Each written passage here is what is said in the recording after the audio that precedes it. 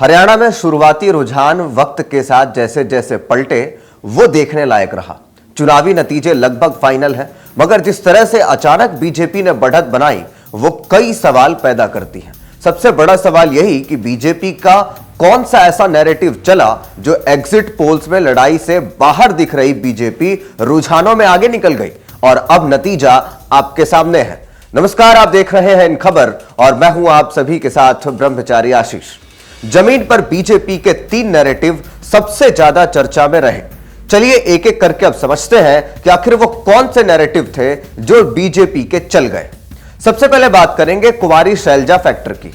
कुमारी शैलजा के जरिए दलित कार्ड को बीजेपी अपनी ओर करने में कारगर रही। बीजेपी ने चुनाव में बार बार कुमारी शैलजा का मुद्दा उठाया।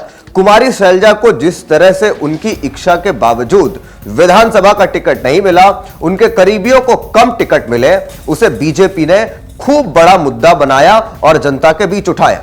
साफ संदेश देने की कोशिश की कि कांग्रेस दलित नेताओं की कद्र नहीं करती। खुद प्रधानमंत्री नरेंद्र मोदी तक इशारों में वार करते दिखे। लोकसभा चुनाव में जिस तरह संविधान बदलने का नैरेटिव कांग्रेस की तरफ से चलाया गया, शैलजा को बीजेपी ने उसके काउंटर नैरेटिव की तरह इस्तेमाल किया। अगर बीजेपी हरियाणा में तीसरी बार सरकार बनाने जा रही है तो ऐसा माना जा सकता है कि वो दलितों को अपनी तरफ लाने में बहुत कामयाब रही है। इसी के साथ साथ दूसरा मुद्दा जिसे बीजेपी ने खूब उठाया वो था नौकरियों में खर्ची पर्ची का कथित ट्रेंड बंद करना। बीजेपी खर्ची पर्ची के जरिए भूपेंद्र हुड्डा को घेरती रही और इसी के साथ साथ 10 साल के कार्यकाल में खर्ची माने पैसे देकर और पर्ची माने सिफारिश पर नौकरियां जो मिलती थी, ये नौकरियां जो है वो रोहतक रीजन और जाट बिरादरी के लोगों तक ही सीमित नहीं रहेगी, ऐसा बीजेपी ने दिखाया। जबकि बीजेपी का दावा रहा कि उनके 10 साल के शासन में नौकरियां बिना पैसे और भेदभाव के सभी वर्गों को दी गई। जनता के बीच इस नैरेटिव की भी खूब चर्चा रही। इसी के साथ साथ बीजेपी के चुनाव जीतने में इस फैक्टर का अहम रोल रहा। और तीसरा और सबसे महत्वपूर्ण चाल जो रहा वो था मुख्यमंत्री का बदलना। मनोहर लाल खट्टर लगभग 10 साल हरियाणा के मुख्यमंत्री रहे। पंजाबी चेहरे के तौर पर उनको प्रमोट किया गया और जाट वर्सेस नॉन जाट के नैरेटिव के तौर पर उनको कुर्सी पर बनाए रखा गया। मगर चुनाव के चंद महीने पहले उनको जिस तरह से हटाया गया, उसके ये मायने निकल गए कि बीजेपी ऐसा कर 10 साल की एंटी इनकम्बेंसी खत्म करना चाह रही है। उनकी जगह एक ओबीसी चेहरे नायब सिंह सैनी को तवज्जो दी गई। नायब सिंह सैनी खट्टर के करीबी और उनके पसंदीदा भी बताए जाते हैं।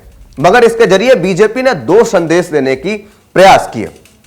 तो सबसे पहला कि जाट वर्सेस नॉन जाट का जो नैरेटिव है उसी पर बीजेपी चल रही है और इसी के साथ साथ ओबीसी उसकी प्राथमिकता में है।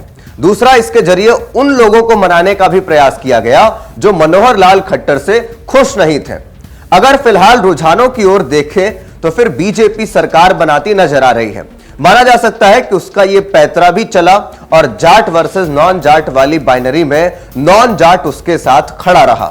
तो अगर आपको यह जानकारी अच्छी लगी तो कमेंट में लिख करके अपनी प्रतिक्रिया जरूर दें, लाइक करें और आप बताएं कि इन तीनों फैक्टर्स के अलावा और कौन कौन से ऐसे फैक्टर्स रहे जिसकी वजह से बीजेपी एक बार फिर से हरियाणा में इतिहास दोहराने जा रही है। बाकी अपडेट्स के लिए देखते रहिए इन खबर। धन्यवाद।